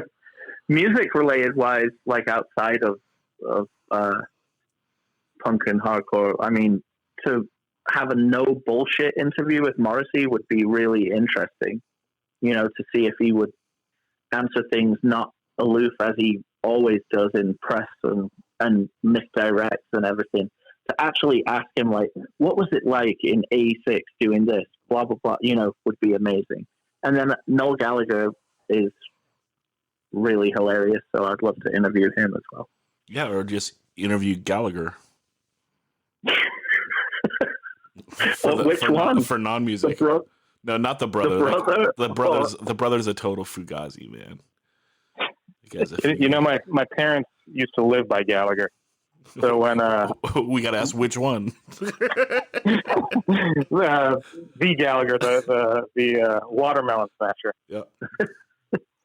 But yeah, me and my sister used to. Well, one year, it was like the last year that we ever trick or treated. We trick or treated to his house. He had a giant watermelon painted bus in front of the house. We're like, "What? Who's this weirdo?" And we get to the door, like, "Oh shit, it's Gallagher." He was smashing M&Ms in your face. Yeah, all of the candy he gave us was inedible. If he didn't, why wouldn't he pass out watermelon candy? What a fool! I don't know. Missed opportunity. Live the gimmick, He dude. he just wasn't aware of his brand. Yeah. Don't break kayfabe, dude. Come on. Non-music related. Well, I mean, I would like to do Ric Flair, Hulk Hogan, lots of pro wrestlers.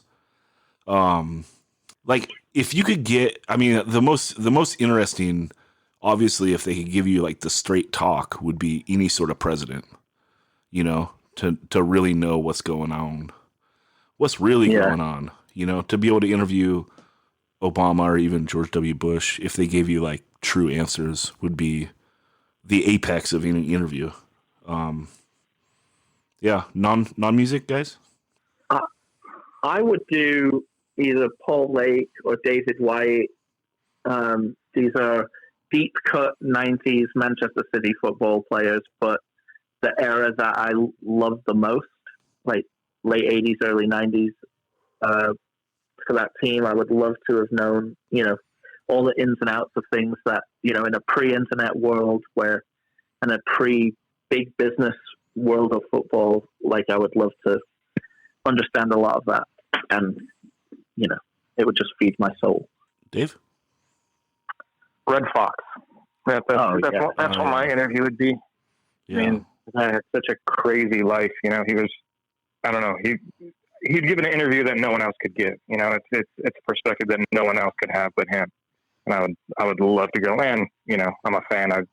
You think my minor threat collection's crazy? I got way more Red Fox than I do minor threat. So yeah, I would definitely have no shortage of questions for him either.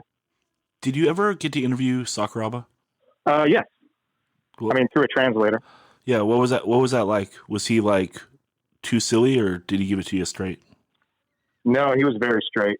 But anytime you deal with like translator interviews, like you never feel like they're asking the question that you're asking, that maybe like the inflection that you have, like, you know, in the question I have, they kind of change it to something more pleasing to them. Because every time it's like an answer, it's like, it'll be a good fight. I like this guy. You know, like, that's not what I asked, you know? Right.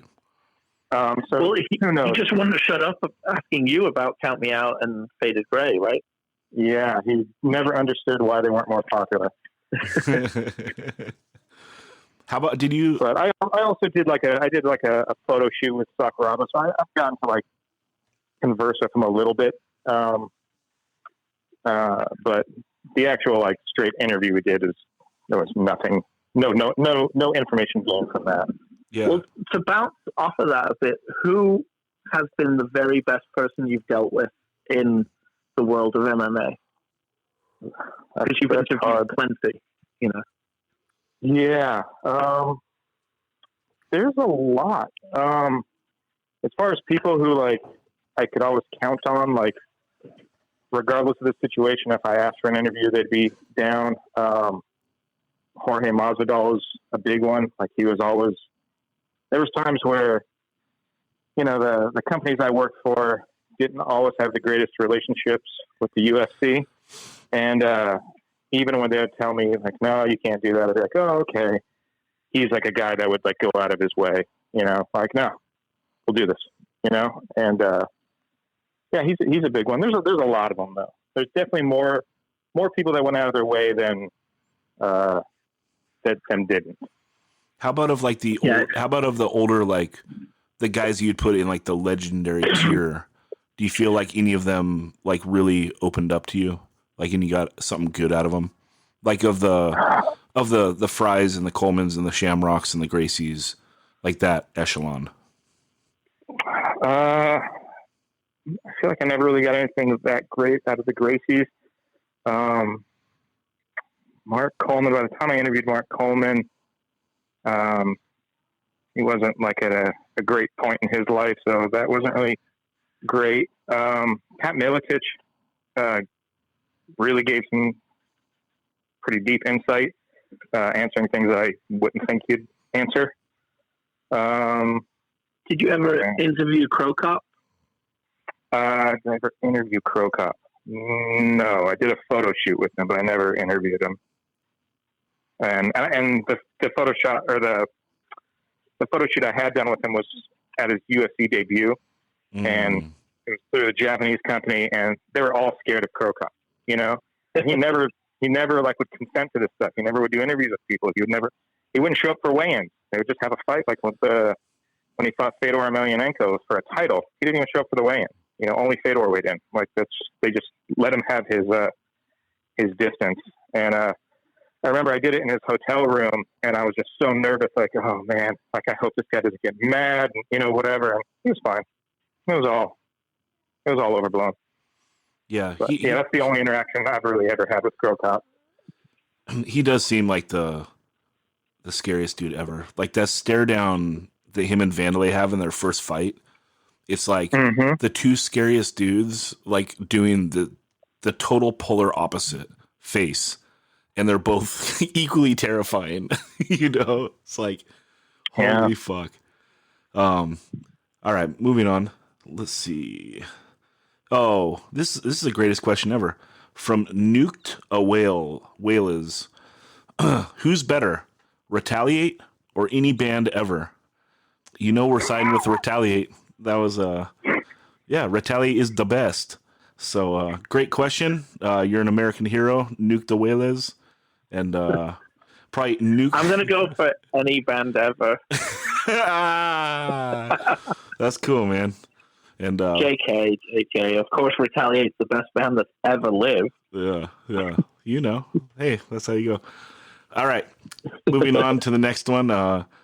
From everyone's buddy Fred Hammer, our favorite fanzines. Well, I got to go with Indecision fanzine. Come on. Oof. What do you think? Or Ronnie Little's Fuck You fanzine? No, we interesting. You picked those two. No, I believe Fuck You fanzine actually shit on me in like the first issue. Well, that was his point, wasn't it? It wasn't like a tiny little middle one. It was just really funny. Like, I think he had a thing like, if I was in control of the government, like, here's what I'd do. And it was like, every missile aimed at the next Earth Crisis show.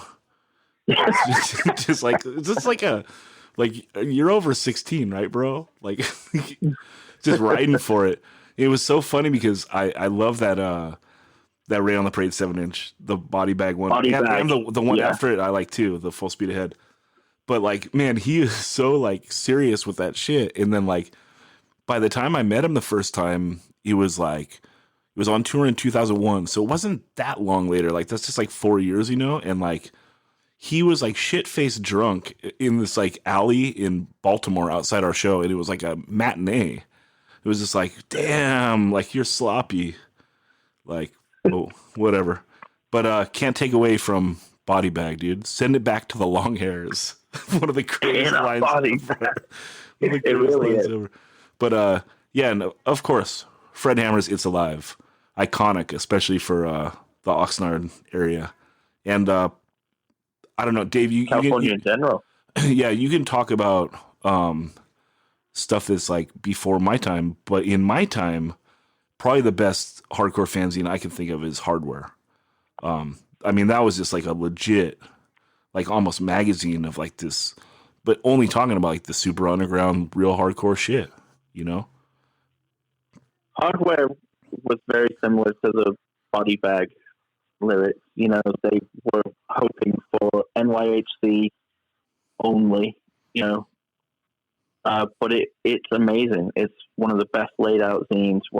But the only thing it suffers from is a little bit of that Stephen Blushian behavior of not acknowledging that there's other rad stuff out there elsewhere, you know? Yeah, it was a little niche like that, but like it was support. It wasn't that hardcore died in '86. Like they liked all the like that new wave of like the floor punches and the tenor fights and stuff, right? Yeah, exactly. Well, it was the accompaniment to that wave of hardcore, you know? Right. It was like a lot of the thought that was behind those bands coming back around in a way. Hardware would have been on my list. I also will say Boiling Point.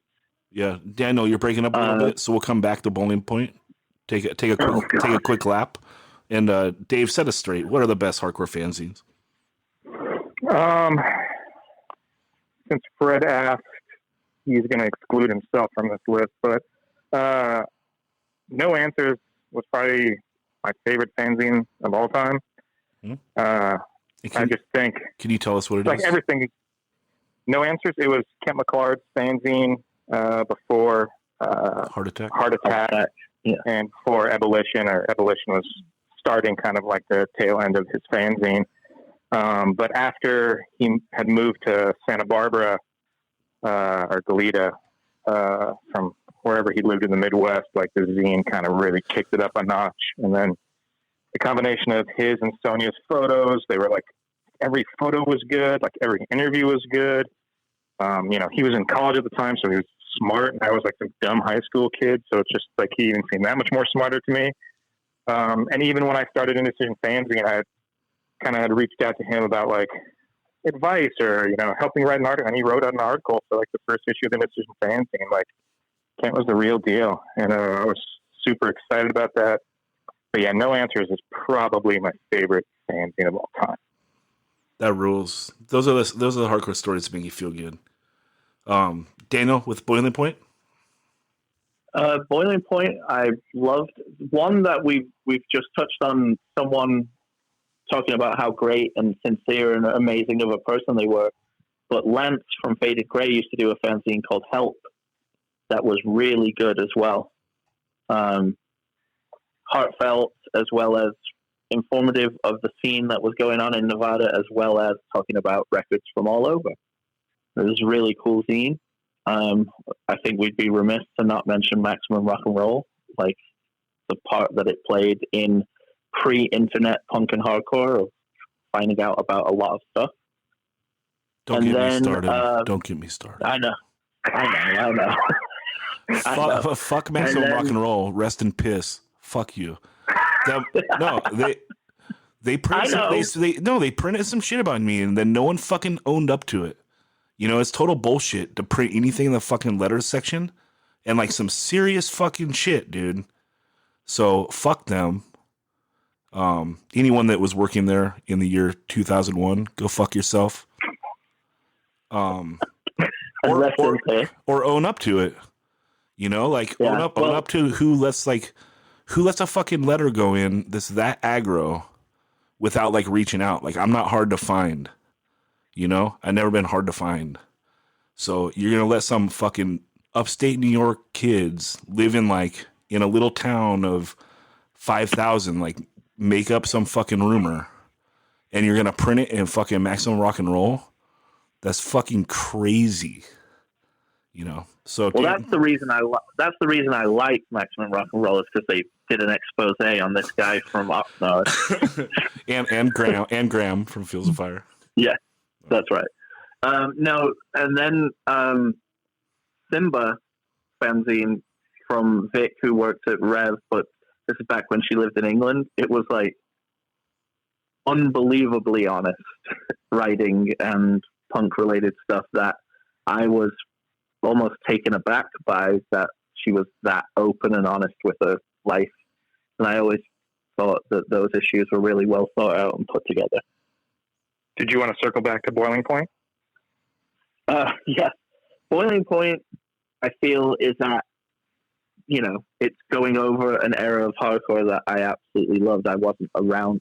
I had to pick up Boiling Point issues after the fact that, they were around, But it was, going on as Youth Crew was transitioning into like 1990, 1991 era. And I think just the way it was laid out, the way that it was talking about hardcore, I felt very much in tune with it.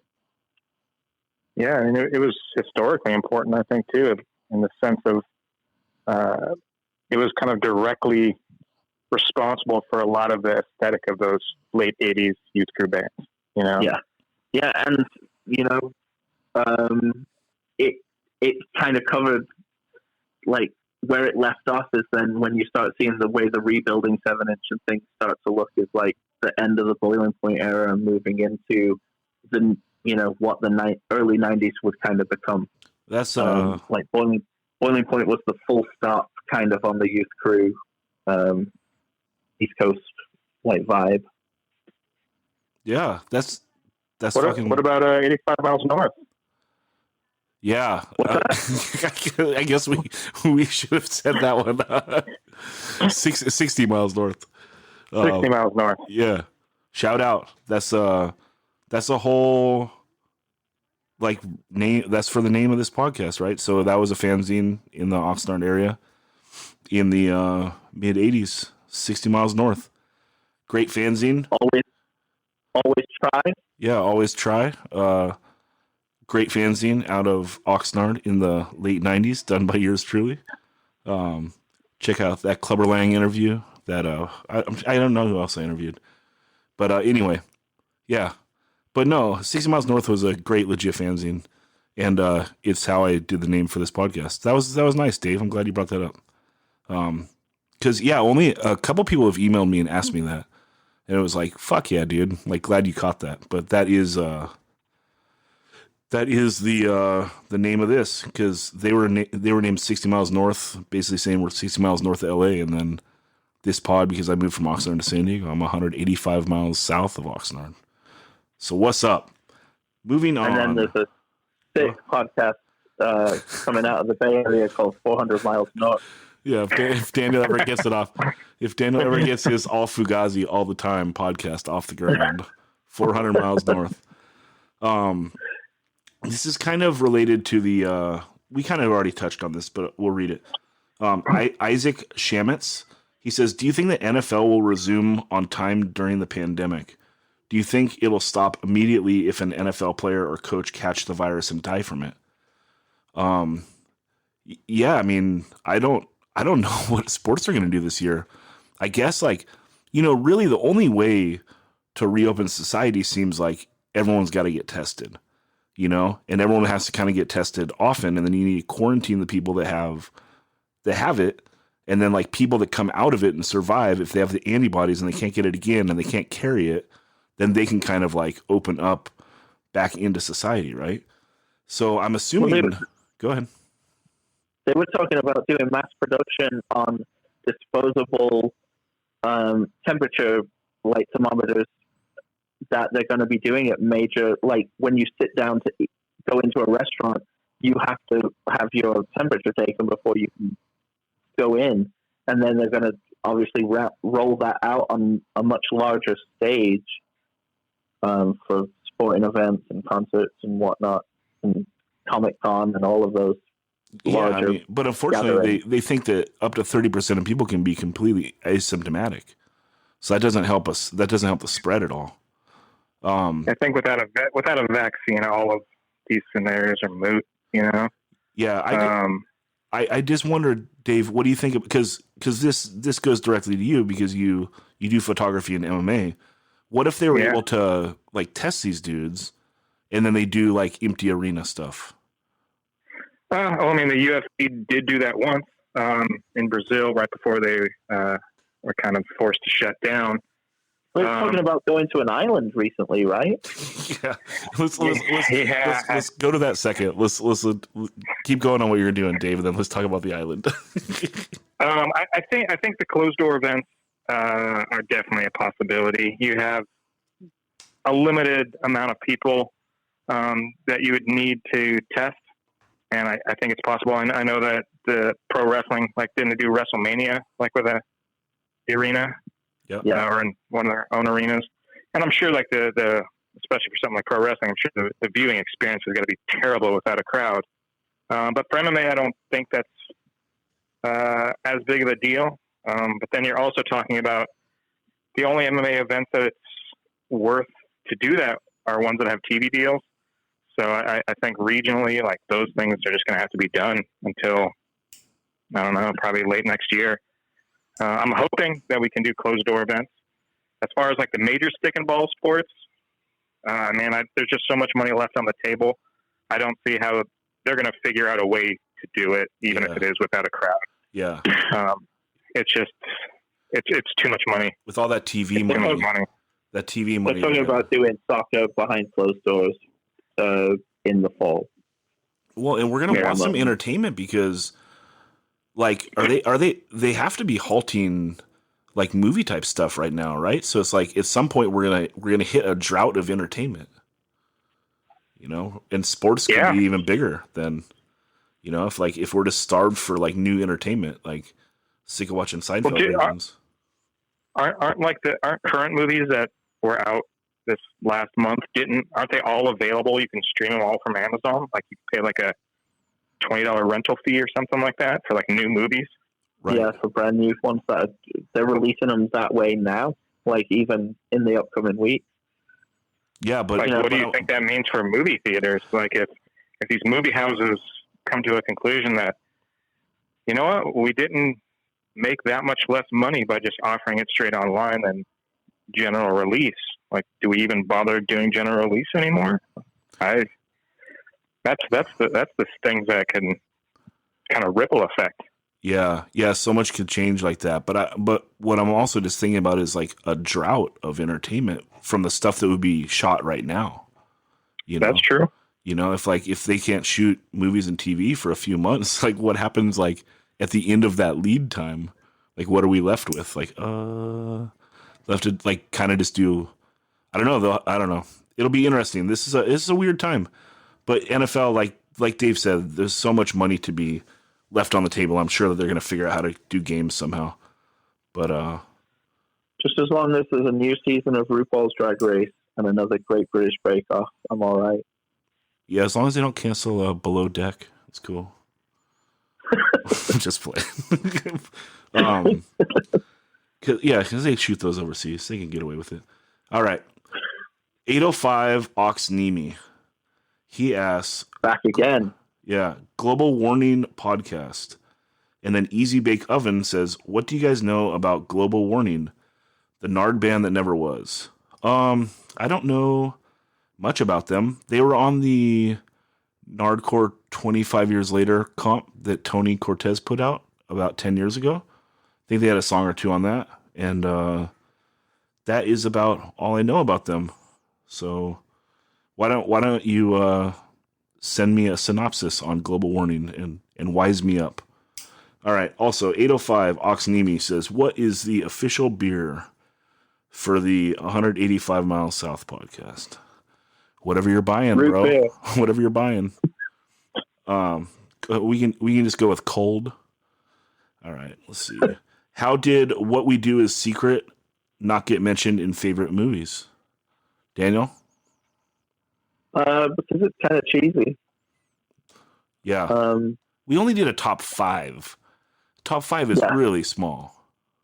But somehow Boston Beatdown made it. Oh, don't get me started. Don't get me. Well, I mean, I can. Okay, you have to understand, Greg.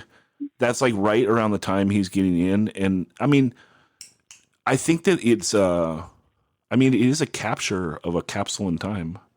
So, I don't think I put it top 5, but no. But it is what it is. It's valid as a talking point, but it's not valid as in this should represent 5 picks of punk-related cinema. Yeah, I never saw it, so I tried to go and watch it afterwards, and I could only find like clips on YouTube, so I wasn't able to get like the real feel of the movie. But whatever. All right, moving on. This is our last question, dudes. But we have gone about 2 hours, so that's good. So let's see. This is from Spence from the Shea Cafe. He says, "What do you guys do other than podcasting and DJing?" I think he wants to know what's our real jobs, Daniel. So you alluded to it before. I think on our last pod, but maybe he missed it. You want to say what you do, Daniel? I run the physical retail division of Super 7. So we have 2 light stores that we, one in San Diego, one in San Francisco, that are kind of like the flagship stores for the brand. So you can come in, there's apparel, there's toys, there's all kinds of stuff. And we are like the physical manifestation of what the Super 7 toy brand is. That's the best way to put it, I think. Yeah. And Dave, what do you do? I work in combat sports as a photographer, videographer sometimes, interviewer sometimes, freelance. I used to work a lot on the media side, but the last couple of years I've kind of moved over to the promotional side, working for actual promoters in MMA and boxing. Yeah, and we'll deep dive into Dave. We'll do that interview. It'll come out sometime in June. Something to look forward to is hopefully we come out of this COVID-19 terribleness. What do? I co-own a construction company with Max McDonald from No Motive, and we're down here in San Diego. We do mostly high-end cabinetry for retail businesses. So if you're opening a store in the mall or anywhere, we would come in when it's white box, and we'd come in and do your everything from like the cabinetry to the shelving to any sort of retail display you want to do. And we work with all services. So we're a full wood shop, full metal shop. We work with stone, basically everything. So we walk into a white box and basically turn it into whatever you want it to be. Our website is maxwood.co. And so you can go and look at some of the stuff we do there.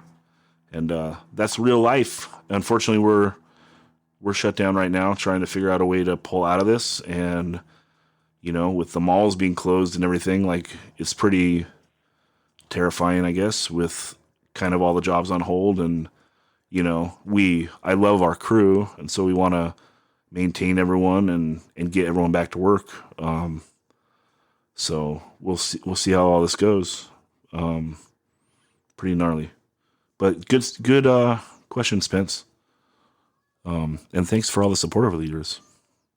And if you want to know about Spence, you got to go check out the 185 Mile South archives. There's an interview with him in there.